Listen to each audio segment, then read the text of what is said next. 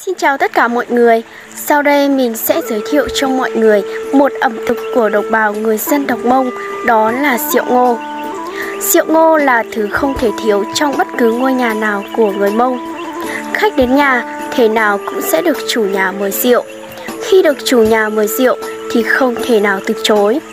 Người Mông có câu hát: có tiền cùng tiêu, có thịt cùng ăn, có rượu cùng đổ. Thậm chí gặp người là gặp bạn là gặp rượu mới là gặp nhau. Ai có dịp lên vùng cao, hãy tự tin bước vào nhà. Bên bếp lửa hồng, bạn sẽ được đón mời như một người thân lâu ngày. Xin chào bạn nha. Sau đây sẽ là bài thơ cô đơn mình làm tặng bạn.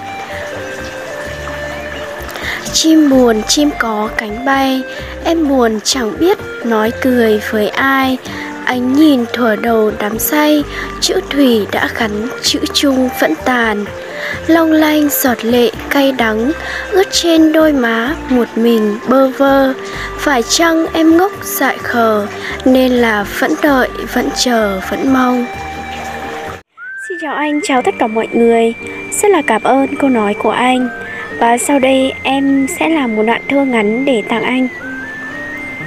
Phận anh biển trời em phận đất, đâu ai biết trước được tương lai. Nhận lời yêu anh nhiều nỗi nhớ, rồi anh lại bỏ ai biết đây. Thôi thì kết nghĩa nhận anh trai, mai này nếu như có duyên nợ, ta cùng về quê ngắm hoa. Xin chào anh nha, sau đây là bài thơ thất tình em làm để tặng anh. Anh bật khóc khi biết mình thua cuộc, vòng tay này không giữ được em. Buồn làm sao với nỗi nhớ chất chiêu, người anh yêu ngàn đời bên kẻ khác. Xin chào anh, xin chào tất cả mọi người. Rất là cảm ơn câu nói của anh.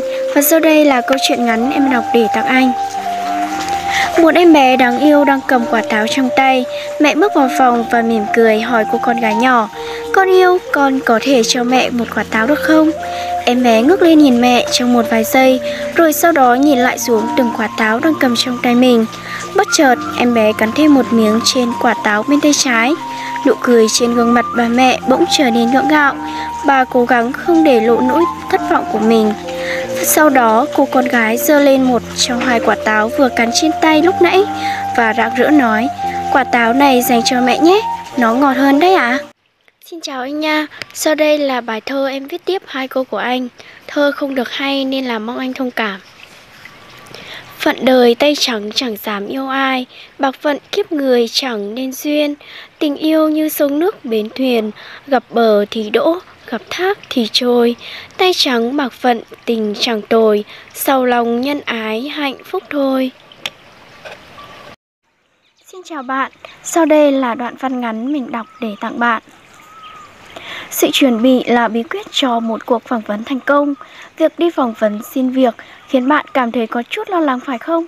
Nhiều người thấy rằng đó là phần khó nhất trong quá trình tuyển dụng. Nhưng nó không thật sự đúng. Bạn càng chuẩn bị và luyện tập, bạn sẽ càng cảm thấy thoải mái hơn. Bạn nên tìm hiểu càng nhiều về công ty trước khi bạn đi phỏng vấn. Giọng này làm MC thì bao giá? Để mình thử đọc một đoạn xem liệu mình có làm được MC không nhá. Kính thưa quý vị, thay mặt ban tổ chức, chúng tôi xin kính mời các quý vị đại biểu, các vị khách quý cùng toàn thể cán bộ và các cô dì chú bác còn đang ở phía bên ngoài. Chúng ta hãy di chuyển vào bên trong khán phòng và chọn cho mình những vị trí ngồi trang trọng nhất để chương trình phòng chống buôn bán người sẽ chính thức được bắt đầu. Xin trân trọng thông báo và kính mời. Xin chào anh nha, sau đây là bài thơ em làm để tặng anh. Thơ này chẳng có mây bay, hoa văn rực rỡ, rồng bay núi rừng. Gửi anh liệu anh có ưng, vì chỉ đúc kết tương tư nhớ chàng.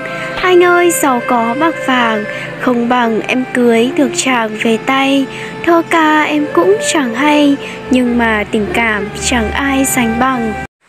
Xin chào em, xin chào tất cả mọi người. Rất là cảm ơn cái bình luận của em. Và sau đây là bài thơ chị làm để tặng em.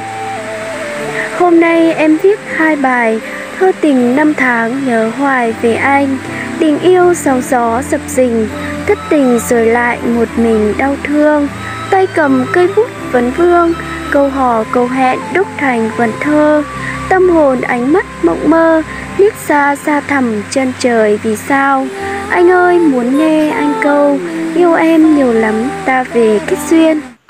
Xin chào anh, xin chào tất cả mọi người. Rất là cảm ơn cái bình luận của anh, cũng như là tất cả những cái bình luận mà mọi người dành cho em. Và sau đây là câu chuyện ngắn em đọc để tặng anh, cũng như là dành tặng cho tất cả mọi người. Chuyến xe lửa đang chạy trên đường cao tốc, Johnny không cẩn thận làm rơi một chiếc giày mới mua ra ngoài cửa sổ. Mọi người xung quanh đều cảm thấy tiếc cho ông. Bất ngờ, ông liền ném chiếc giày thứ hai ra ngoài cửa sổ đó. Hành động này của Johnny khiến mọi người sửng sốt. Thế là ông bèn từ tốn giải thích. Chiếc giày này bất luận đắt đỏ như thế nào, đối với tôi đã không còn có ích gì nữa. Nếu như có ai có thể nhặt được đôi giày, nói không chừng họ còn có thể mang vừa nó thì sao? Và qua câu chuyện vừa rồi, chúng ta rút ra được bài học là những thứ không còn có lợi ích với mình đôi khi lại là niềm hạnh phúc vô bờ đối với người khác.